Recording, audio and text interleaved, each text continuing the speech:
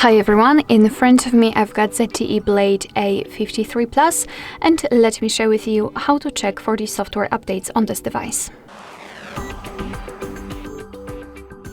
So first of all, the most important thing is the internet connection, so make sure that you've got one, and then let's enter the settings. Now we have to scroll down to the very bottom to find the system, and as you can see right here we've got the system update, so let's tap on it.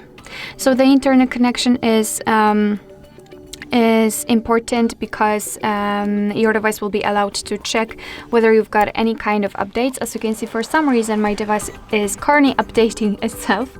However, let me explain how it will look like in two different scenarios. If you've got the system up to date, your device will of course inform you about it. So you will see the information that you're up to date and there's nothing to download and install. However, if the second scenario, if you can update the system, your device will of course show you everything. So it will show you the information about new update, what has been added, what has been fixed, and you will be able to simply tap on the option to download, and your device will show you that kind of information where you can again check what is new and the progress of the updating. Alright, so that'll be all. Thank you so much for watching. I hope that this video was helpful, and if it was, please hit the subscribe button and leave the thumbs up.